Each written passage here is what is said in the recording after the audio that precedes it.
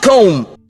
Once again, it's time for me to talk about anime and manga series that make me happy, whether it be personal emotions attached to them, or just being fun series that never fail to get me smiling with just the thought of them. This is volume 3 of this video segment, so if you haven't checked out the previous volumes, there will be a link down below. But getting right into it, first off we have the recent edition being one of the first new anime series I saw this year, being Keep Your Hands Off Azokin, which was a good way to start off this year alongside Dorohedoro before, things went to total shit. Keep Your Hands Off Azokin is a delightfully endearing and charming anime, following 3 girls starting and maintaining an animation club at their high school. Now, I was already hyped for this one before it came out since one of my favorite directors, Masaki Yuasa, was attached to it, alongside its super catchy and addicting opening. The anime itself is super fun and high energy, with a really lovable trio of girls who are just all a bunch of dorks in their own way, but together are able to balance each other's strengths and weaknesses to create great things.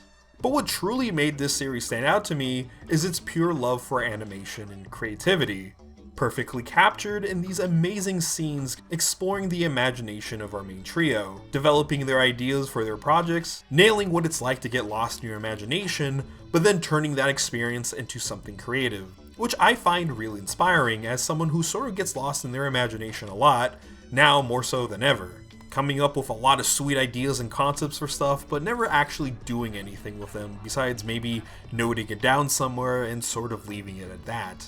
The end of every episode of Azokin made me want to do something creative, which led to some video ideas that would later get scrapped or never come out for various reasons, though a few of them I am workshopping and hopefully we'll see them sometime next year. But through all that, I actually wound up coming up with the idea for this video segment, which I'm really happy with because I love making these videos. But getting back to Azokin, like all of my favorite Yuasa anime, every episode here just reminded me why I love anime so much, in delivering experiences and emotions that, at least for me, are hard to get in other mediums. Moving on, we have Arakawa Under the Bridge, which, now that I think about it, might be the first non-action oriented anime I saw all the way through. I'm not 100% sure how I came across this series, but I do remember wanting to check it out due to its unique cast of characters and just how bright and colorful it looked. With this being my first taste of Studio Shaft and director Akiyuki Shimbo, a lot of its direction and visuals caught my eye.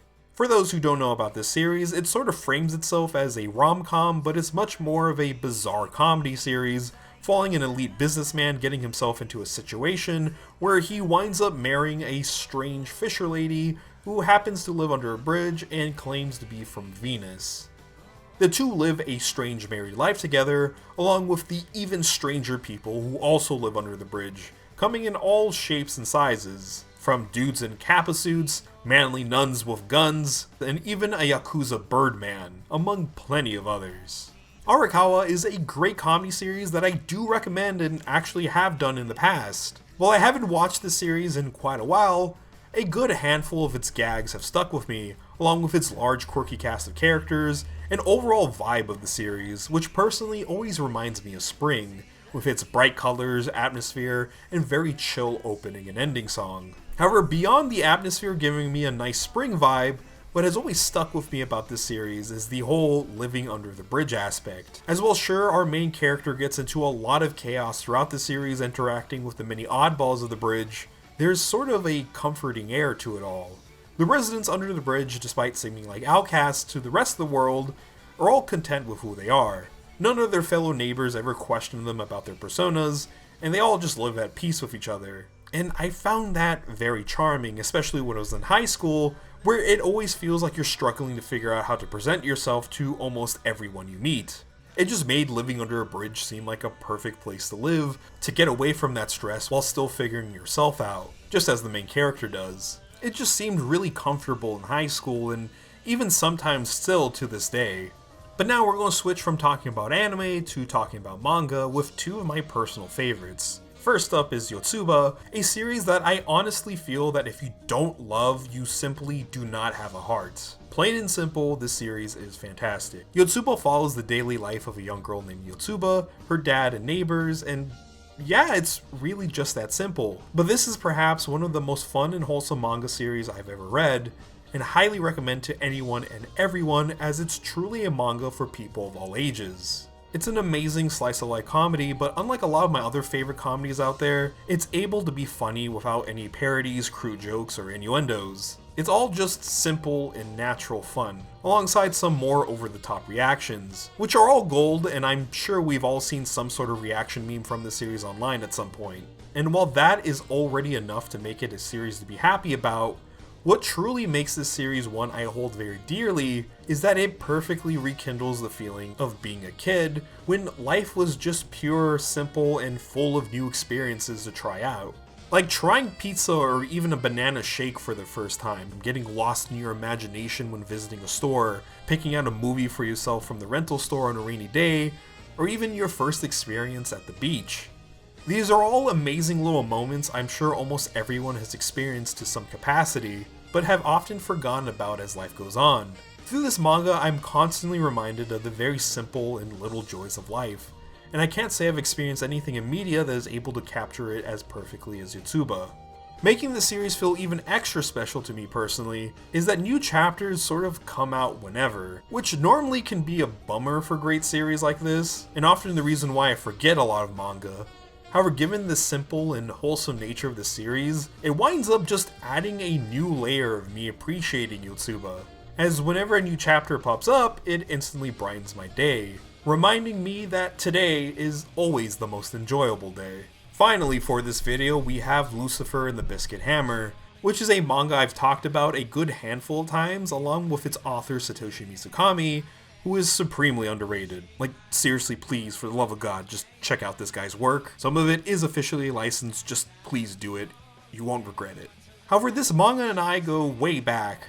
In a sense, it was the first manga I finished, or at least a manga that wasn't connected to an established property or something I picked up after finishing an anime. I think I originally found out about it while scrolling through my anime list at the time, and man, I'm glad that this was one of my firsts. Not only was it just an overall great experience, it's where I got my first taste in seeking out series that are less popular, which would slowly start to become the reason why I made this YouTube channel in the first place. Despite me absolutely loving the series for its amazing characters and action that both developed greatly over the course of its run, all wrapped up perfectly with a super satisfying conclusion, the personal connection I have with this manga, as being one of my favorites and earliest manga experiences, could have been enough to warrant it as part of this video series. But the thing is, a few years after completing Biscuit Hammer, I recommended it to one of my best friends at the time, who was getting into anime and manga, and it wound up becoming a series that meant a lot to him, with him even personally thanking me after completing it. While sure, over the course of being on YouTube for like almost a decade? Oh my god. I've recommended plenty of great series to a bunch of people, and seeing some of them get back to me with their experiences has always been a highlight for me. But getting that response in person rather than a comment just made it feel extra special. That's a memory I always reflect on when I make my recommendation videos, hoping that maybe something I introduced to someone winds up being as impactful as it did for my friend. And with that, we'll wrap up this volume of anime and manga series that make me happy. Hope you guys enjoy these types of videos as much as I do making them. As always, I am Mr. FalconPunch, stay safe, and peace out.